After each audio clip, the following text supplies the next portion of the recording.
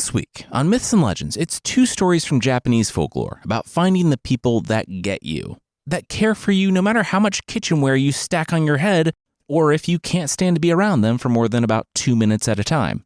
The creature this week is a real-life bird who just wants to spread chaos and, worst of all, talk in church.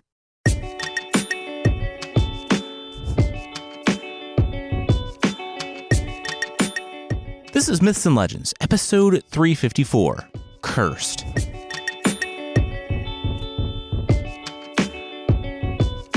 This is a podcast where we tell stories from mythology and folklore. Some are incredibly popular stories you might think you know, but with surprising origins. Others are stories that might be new to you, but are definitely worth a listen. Today, there are 2 stories from Japan, during the Edo period, though the history doesn't super matter. We'll jump into the first story with a family that lives in the dark forest, and the monsters that don't.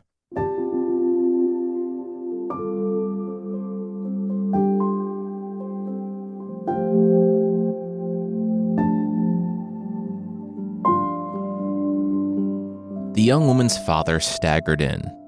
He fell through the door and hit the ground. The mother and daughter screamed and rushed to him. As the pool grew around his torso, well, they got me. The father gave them both a weak smile. Then he breathed his last. He was dead. The mother and daughter wept. The father was a warlock, or so the people said. The family of 3 lived outside of Kyoto.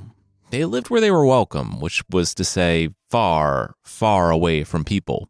In the forest with the foxes, the tanuki, the tengu that laughed and danced in the forest twice a month, and the fairies, whose children would play each morning before 7 a.m. The girl didn't know all children's parents weren't magicians, but she learned the first time she saw the looks her parents got in town. They avoided going into town whenever possible because, more often than not, it turned violent, with someone blaming them for their sick uncle or their dying niece. Her parents forgave the people. The world was a scary, unpredictable place. They just wanted whatever solace they could find. Wanted to do whatever they could to make sense of it all. Like I said, it frequently did turn violent, but it never turned deadly. Not until that morning. The morning the father returned to their shack. In the afternoon they had to bury him on the edge of the forest. Her mother would learn, eventually, that the father had stood up for someone in town when a samurai and his lackeys were hassling the man. The man was able to flee, but the father didn't, without a slice that ran from his collarbone to his waist. He summoned all the magic he could to make it home, to see them one last time. Now, 3 were 2, and soon, 2 would be 1. The mother had been sick for some time, but the father had been making her medicines. In truth, it was losing him that gave the illness the upper hand. In under a year, the daughter was by her mother's bedside, holding her hand in the small hours of the morning. The mother said that she had loved and been loved. Her only regret was that she wouldn't be there for her daughter. She winced as she rose and pointed off toward the table. The black rice bowl. Would the girl get it? The girl rose and brought it over, hefting it in her hands. Heavy. The mother said that it was bad for a poor girl to be pretty. If she was pretty and lonely and innocent, none but the gods would help her, and they had left this family a long time ago. She thought of a way, though. A difficult path, but not as hard as it could have been. The black bowl came to a rest over the girl's hair and eyes until her nose bumped against it. "Mom?" the girl said, and then her mother whispered something incomprehensible. The lights came on, and the bowl disappeared. At least, for the girl. The girl felt her head. What happened? She felt her face, or tried to, but the bowl stopped it. "It will save you from what's heavier to bear," the mother said. "You will not move it until the time comes." The girl nodded. "Yeah, okay." How would she know when the time came? The mother laid back. She would know. The mother exhaled. It was time. The sun hadn't yet warmed the window, and the mother's eyes found the darkness. It was still early. I haven't seen the fairy children for such a long time, the mother said. The girl understood. The mother rose slowly, her daughter helping to lift her under the arms. Staggering outside, the pair took a seat on the soft grass. The girl shifted her mother when the woman's head bonked the rice bowl, wanting to rest on the girl's shoulder, and soon they were sitting, mother and daughter. Before them, the fairy children ducked around mushrooms, laughing and playing hide and seek.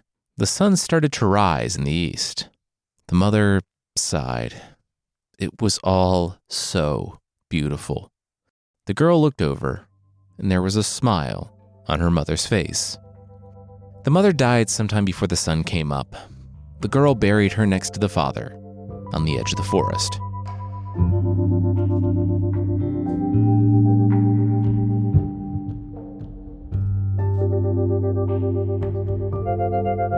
This was the last of it. The rice, that is. No one was coming for her. She knew this, but still, somehow, she hoped. She hoped that she had a long-lost aunt or grandparent, a secret friend from town her parents had talked to for this situation, that even the lurking things of the forest might take pity and adopt her. The house was simply quiet, and she, the girl, would starve and die, like her parents, if she did nothing. Figuring it was better to journey on a full stomach than an empty one, she wrapped up the household gods in a kerchief, bound her sandals, and said goodbye to her mother and father, leaving when the sun was up the following morning. She thought leaving might be sad, but she was happy to go before such a warm, happy place became a tomb. Ugh, look at her, one woman, washing in the river, said to the other. The other gasped. It's a statue come alive, an Oni playing a trick. She's a shameless wretch is what she is. Out here with her false modesty, roaming the country with a black bowl. You know what she's doing, right? She's crying out to every man who passes by like, hey, come see what's hidden underneath. Enough to make a kind, wholesome person sick. The girl ran off, tears twinkling in the morning sun. While the woman standing next to the speaker in the river said, a kind, wholesome person, who was that exactly? Because it wasn't the speaker.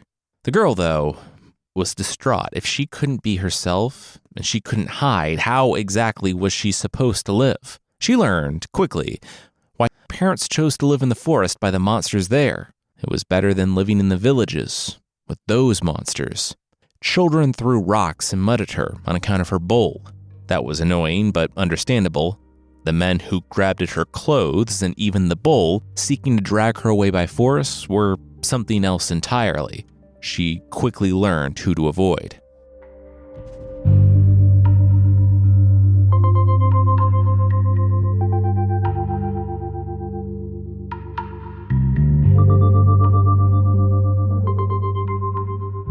Okay, I see from your resume that from, 1611 to 1614, you were employed at Woods, the interviewer said to the young woman. Is that like a cafe? Oh, no. I'm reading here that that's the Woods. You lived there. Oh, cool. Okay. The interviewer studied the bowl with a grimace, one that she thought was invisible for the young woman. I think we're going to go in a different direction, the interviewer said, filing the resume in the trash. Is it the bowl on my head? The girl asked, her voice rising to a panic. The interviewer's eyes glazed over for a brief moment. Employment law prohibited her from saying then she laughed. Just kidding. There's no employment law. Yes, it's the bowl. She hated it and she hated the young woman. Get out. The young woman explained to the merchant's security, as they were throwing her out of the building, that she couldn't remove the bowl. She had gotten it on the morning the fairy children were playing, but not when the Tengu had tea parties and she realized how that sounded. She hit the ground. Hard. They say you should dress for the job you want. If the young woman knew what job required you to wear a magic rice bowl over your head, she actually would have taken it, because after 3 more interviews that week, the young woman sat on the road, hitting the bowl against a rock, trying to break it.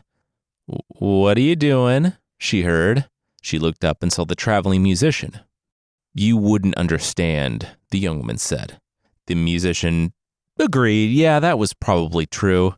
Then he took out a pick and called out a "Oh, girl with the black bowl on your head, why do you sit weeping by the roadside?" Which, yeah, I would love to sing for you, but I can't figure out how to get auto-tune into Adobe Audition, and also can't sing to save my life. I picture him not so much singing, though, as shouting with that musical quality that the actor Matt Berry has, which I also can't do. Regardless, maybe because she could see that this man was different, maybe because he wasn't leaving, so the best way to get him to go was to just explain about the magic bowl, her parents, and how she couldn't make enough money to survive because of the black bowl her parents put on her head. "Wow, that's quite a story," the musician said. He wished he could help her, but he was struggling too. Thing about a story like that, though, it sounded unfinished. He strummed his biwa, and as he walked off, he sang a tune. "The white cherry blooms by the roadside. How black is the canopy of cloud. The wild cherry droops by the roadside. Beware the black canopy of cloud. Hark, hear the rain fall from the black canopy of cloud. Alas, the wild cherry, its sweet flowers are marred. Marred are the sweet flowers, forlorn on the spray." "I don't understand your song," the young woman called out. "Yet it is plain enough," the musician said, being, yes, one of those guys. It wasn't plain enough. The difference was that the young woman didn't have the cash on hand to pay the artist for the meaning of his art. The rich farmer, who was rich, however, did.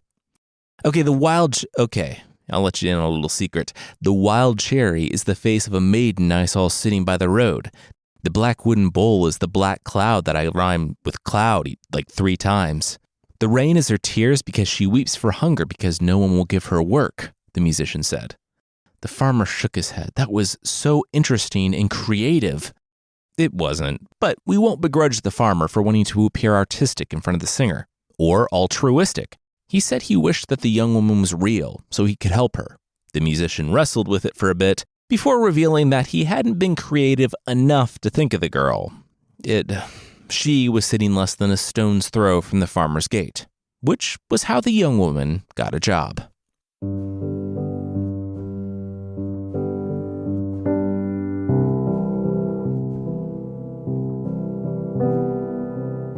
We'll see how this job changes her life, but that will be right after this. Fruits and veggies, that's where getting healthy starts. But you're supposed to have 5 servings of fruits and veggies. That's a lot. I like kale. I like broccoli. I don't like them that much. So what do you do when you're in that, I know what I should be eating, but I'm not eating it limbo? Well, a healthy diet makes for a strong foundation, and that's why Field of Greens by Brickhouse Nutrition has been such a solid addition to my routine. When I was looking into it, I immediately noticed that Field of Greens superfood powder is formulated by physicians and made in the U.S. because they care how the ingredients are grown. That's, of course, USDA organic fruits and vegetables, not extracts. And I think the closer we get to the source, the better. To the source and to the purpose. This is not an if it's green, throw it in kind of deal. Each superfood and veggie in Field of Greens was doctor selected for a specific benefit, like supporting your heart or lungs, your kidneys. Your metabolism too. These are just some of the highlights. We put a link in the show notes so you can see why we realized Field of Greens is different. And if you want to try it like us, I got you 15% off your first order and free rush shipping. Visit fieldofgreens.com and use promo code LEGENDS. That's promo code LEGENDS at fieldofgreens.com. fieldofgreens.com.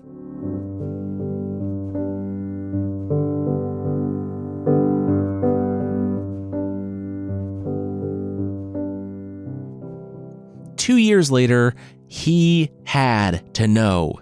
The young man, the son of the farmer couple, was home from Kyoto. He had heard all about the young woman, how she started in the fields and, finding favor with the farmer and his family, now basically ran their household. The son of the farmer was not into bowls on heads, but it did prompt the question of what she was hiding under there. After some brief, shallow curiosity and some fairly awkward, angled peeks, the son settled for a different tactic. Get to know her. Soon, he didn't care about the bowl at all. He had met the woman he was going to spend the rest of his life with. The only one.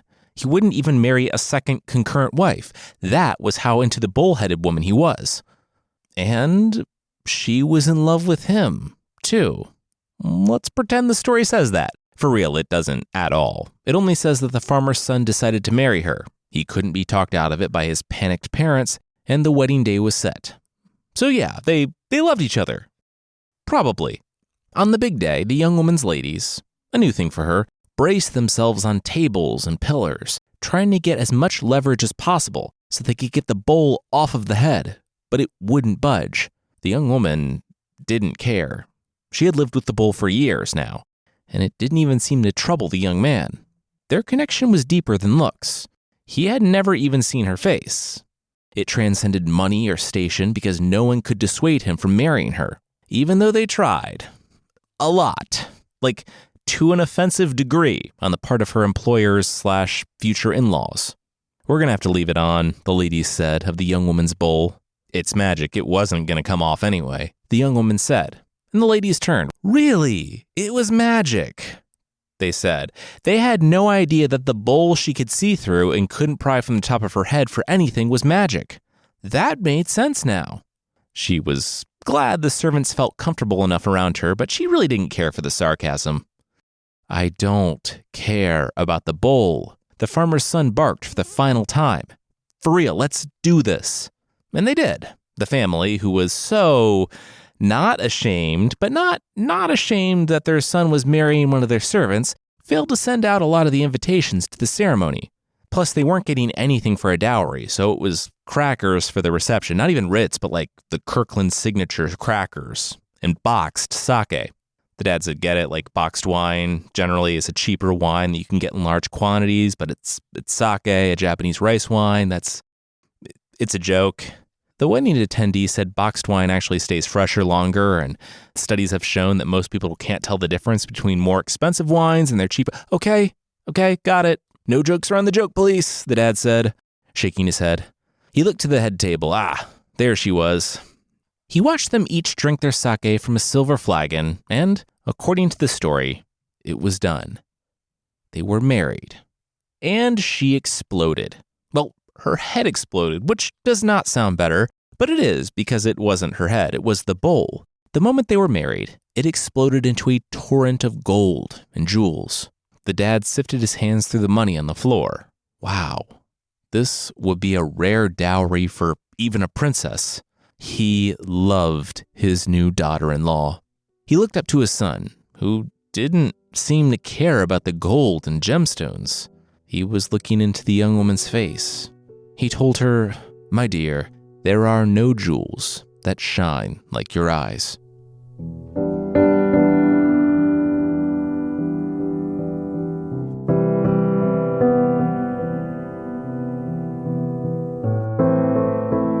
I like the story because the young woman starts in the dark forest, and her tale of danger and woe takes her through the world of the humans, which turn out to be worse to her than any of the Oni, Tengu, or fairies ever were. But she continues on, and partially because it was a good thing to do, partially because she literally had no choice, she didn't change herself to fit the world, but found the one person that accepted her for her.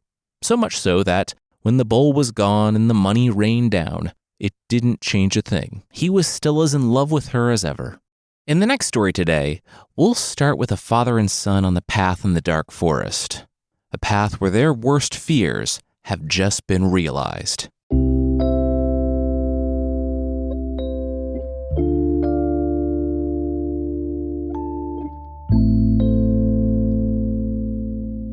The father squinted at the road up ahead. They had strayed too far from home.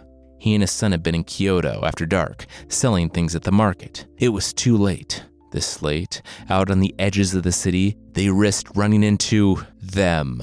"Son, I need you to be very still.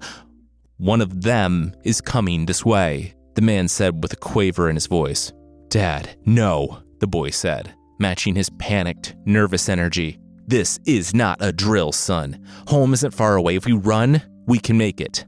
The dad looked over his shoulder. "But what about the supplies?" the boy asked. The father slapped the produce from his hands. "Leave them." Did the boy understand the danger they were in? Did he? The father grabbed the boy by the wrist and, supplies bouncing on the road, pulled him into the forest toward the emergency, secret way home. Paths known only to them that the father and son took if they ever showed up. The son looked back over his shoulder, but the father hissed, "No." The father and son couldn't even lay eyes on them. Then the men would be in their power. They ran off toward home. There, in the road, a woman, a normal human woman, walked up. In the lantern light, the fruit and small bags of rice peppered the ground. Did someone leave these here? Hello? Does someone need help? She called out and shrugged. She stepped over the supplies and continued on her way. Yeah, so the father was only in danger, emotionally speaking. He had lost his wife a few years back, too long ago for the son to remember much about her, and he was really not dealing with it in a healthy way. Basically, the sight of any woman was like losing her all over again. So the father began to avoid all women. Then he began to fear all women, not because he hated them, but because he couldn't bear to be reminded of the worst thing that had ever happened to him. This worked for them in a way that dysfunctional behaviors can work for years, until you look back and realize you're far down a road you never quite intended. One February morning, the father's knee ached. He had a hard time rising from bed that day. As he warmed his hands over the charcoal, a thought would not leave his head. His son would not be okay without him. His son was a good kid, smart, hardworking, but he would be alone someday. He had friends, but those friends were now growing up and getting married. His father sighed. You need to get married, the father said, looking at the son. What? The father could hear the trembling in his son's voice. The father said, yeah. He felt like not dealing with his own stuff and avoiding all pain and trauma, no matter the cost, had given his son some problematic behaviors. They were going to fix that. The son said his father had to be joking talk to a woman. The father said it would be difficult for him, too. But these fears were learned, and they could be unlearned, too. I'm not up in the current literature for therapies when it comes to phobias and trauma, but the father did a sort of exposure therapy with the boy and himself. It was hard at first, being in the presence of a woman. The father had to confront his own despair and unresolved pain. The son had to learn to tolerate the presence of this vague, terrifying other he had been taught to fear since a very young age. A lot of growing all around. Eventually, the father was introducing his son to young women in order to get him comfortable socializing. It was like a pickup artist thing, but well-intentioned and wholesome, so nothing like a pickup artist thing. 115, 116, the father mouthed to himself on the other end of the tavern. Yes. I must leave to urinate, the son said to the young woman before running away. The father stood from the table and held out his arms, taking his son into an embrace. Yes, my boy, yes! He did it! 1:21, 2 minutes. The son high-fived. Remember, he wasn't nearly far enough from the woman he had been talking to for her not to see this, but it didn't matter. They did it. They hit the 2-minute threshold that they had been working toward for months. Now it was time for the son's wedding. The son's smile faded. Wait, what?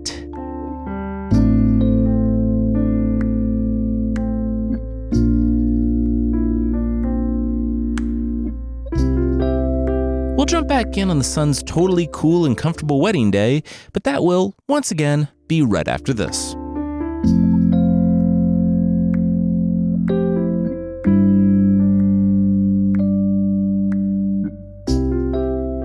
He did love Fusa, the woman his father matched him with. During the ceremony, though, which stretched on for 3-4 minutes, the son grew visibly uncomfortable. Fusa started crying. It was not going well. This caused the son to freak out even more, asking her to please not do that. She said that he didn't like her. He didn't think she was pretty. You are prettier than a bean. A bean flower. You are prettier than a hen in a barnyard or a carp in a pond, is a direct quote from one version. Fusa didn't think that she would ever see someone calling her prettier than a hen, fish, or bean to be much of a compliment, but she could see that he was trying. I want, most of all, for you to be happy, he said, and he meant it. It would take some work, but they would get there, together. And they did. Mostly. The story said he was still awkward, but it was cute awkward. They got along well, and then a year after they married, tragedy struck. The young man's father died. It wasn't violent or something horrible. He was older, and he became sick, accepting that it was his time. If only the father could have convinced his son to accept that it was the father's time. Hey, so just wondering if you're gonna bathe this week? Fusa forced a smile as she found the son out by the family grave. She found him hugging the monument. She had not lost a parent, let alone both, and she likely knew that people grieved in their own ways. She had told the son that he could do what he needed, take all the time he needed. They didn't even have to work anymore. Part of the benefits of his rich father being a recluse for most of his life was that he didn't have the opportunity to spend money, so they got the estate and his vast fortune. Then Fusa's face lit up. Hey, what if you went to Kyoto? The son looked up. What? Why? She said, well, it was the capital after all. The tears that continued streaming down the stone showed her that he was not interested in patriotism. She said, okay, he could tell her about the latest fashions. That way she could make them all at home. No response. She said, well, it's what he and his father used to do, right? Go to Kyoto? They would go at night and be weird about it and all that, but still, that's something that they did. He looked up, taking her hands. Yes, he would. He embraced her and rushed off to pack for his journey.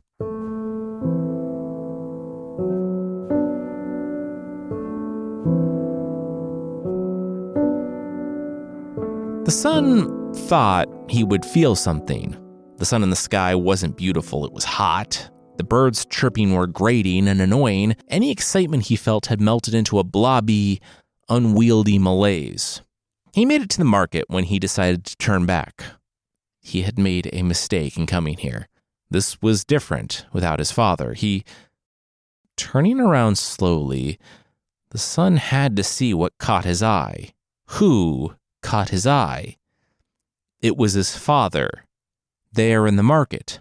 The son ran to him. Father, I'm here, he screamed, but to no avail. His father was trapped behind an invisible wall, itself embedded in a column. The father looked panicked too. He looked younger, an age when he and the boy used to travel in secret to Kyoto. The father's face softened, along with the son's. He was weeping too. So that's a mirror, the store owner said. I don't care what you call it. I can see my father again. Oh, father, you're so much younger now. Pale, though, careworn. The young woman took it from the pillar where it hung. Gasping, the son looked behind it. How was this magic possible? A whole world behind their own. It was amazing. It's shiny metal. You see what's in front of the mirror. It's a reflection. The shop owner really wanted this man to know. I don't know what those words mean. Sell this to me now. The young man started pouring coins out on the table. After a few more back and forths, where the seller busted out her whiteboard, trying to explain how light interacted with a reflective surface, a move the son read as her trying to drive up the price, so he kept raising it. Eventually, the woman gave up and parted with the mirror for way more than it was worth, and the son ran home, clutching the mirror close to his chest.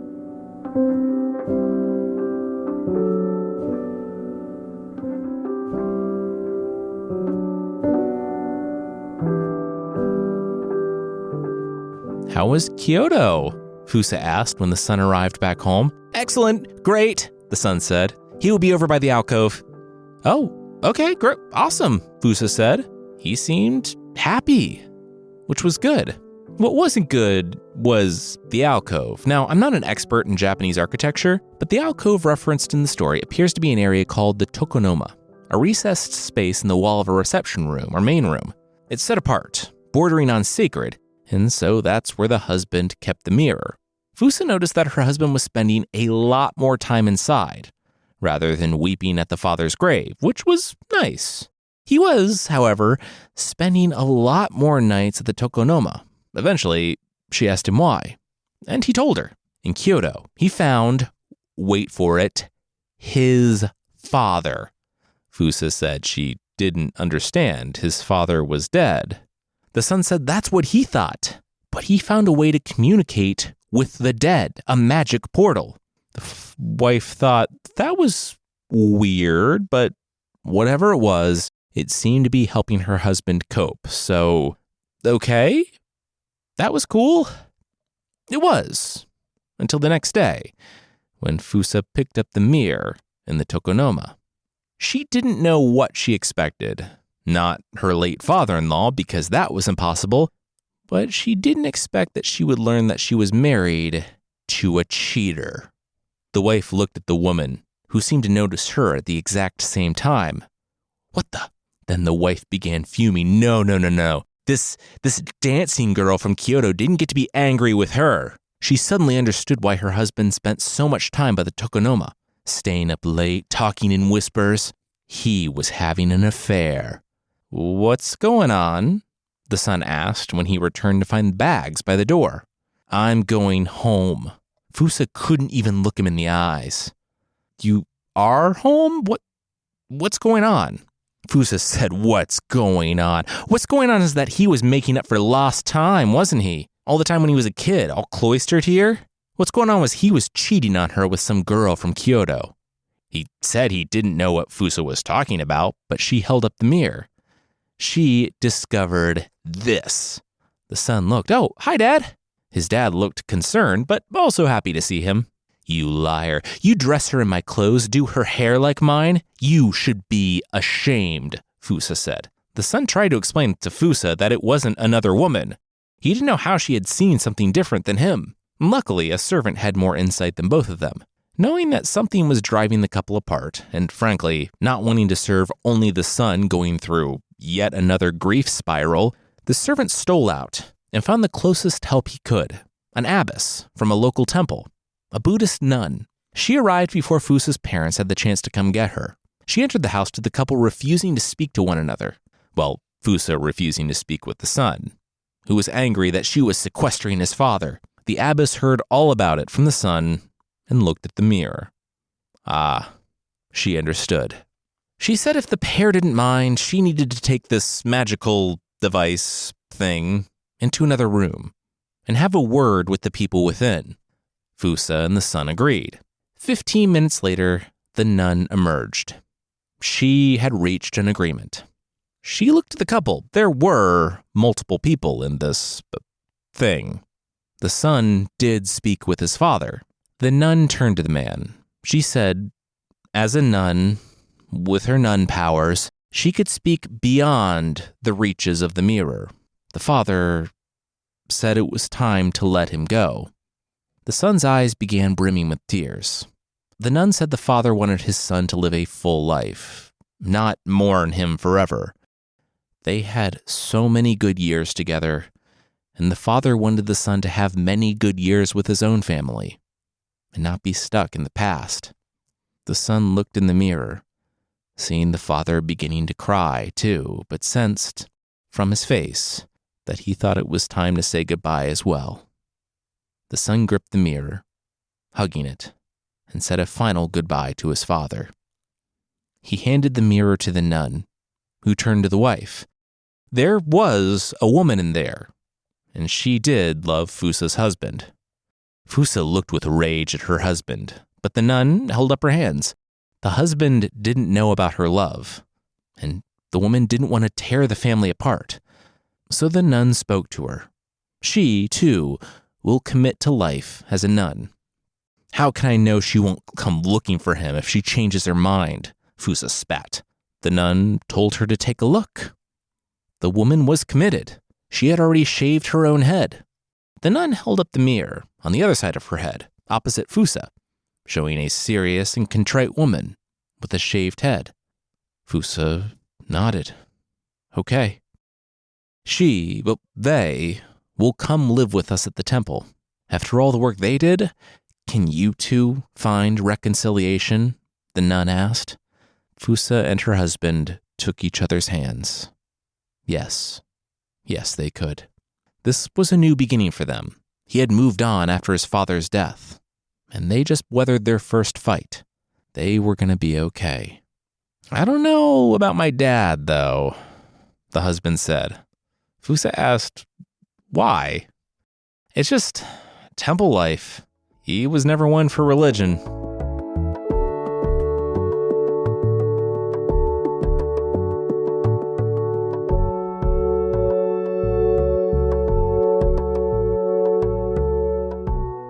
I liked in the story how, in the end, the women used their own mistaken beliefs to help them to grow and heal. Next week, we're back in Greek myth with the stories of Ares. Maybe. Because, as it turns out, everybody kind of hates Ares. If you'd like to support the show, there's still a membership thing on the site.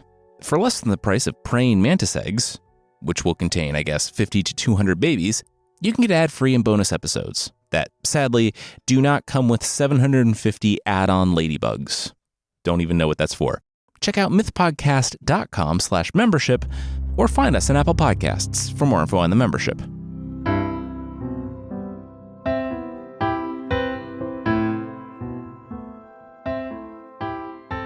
The creatures this week are magpies from medieval bestiaries and basically everywhere. So I went into this thinking that the magpie was just a bird, but it's a feathery chaos baby, and I love it for that. Starting in the medieval world, in Europe, they were something of a bad omen, which, yes, an extremely common bird landing on your house was an omen that could potentially mean death was going to visit your family. That being said, I honestly think that says more about the High Middle Ages in Europe than it does about magpies. There was a rhyme regarding magpies: 1 for sorrow, 2 for mirth, 3 for a funeral, and 4 for a birth, which is clever, sure, but once again is vague enough to be completely unrelated to magpies. Oh, a collection of birds mean either sorrow, happiness, a death, or a birth? That's the human experience. Medieval bestiaries got a little more creative. The bird's unseemly chatter symbolized those who didn't pay attention in church, the black and white feathers represented vanity, and the bird itself was either literally the devil or, according to Norse legends, a witch in disguise. It said that even Noah, of Ark fame, hated these, and, deciding to treat himself to some extinction, shooed them away from salvation on the ark. The magpie, undeterred, flew up and perched on the roof and in the rafters, annoying the 8 humans left on Earth with its incessant chatter over the following months. There might be a real-life reason why the magpie is so reviled, though, and that is because it's smart. Yeah, apparently magpies rank among the world's most intelligent creatures, and they are one of the few non-mammal creatures to recognize themselves in a mirror. There's a famous opera where a woman almost hangs for theft, but the culprit is revealed to be a magpie that's been taking shiny objects. And real-life magpies do take shiny objects because they take all sorts of objects. Scientists at Exeter University did a study to see if magpies preferred shiny objects over regular ones, and they found something surprising. The magpies were smart enough to be wary of novel objects, meaning if it was something new that they hadn't seen before, they avoided it. If they didn't know what it was, they were cautious enough to give it space, until they knew that, yes, it was safe to steal.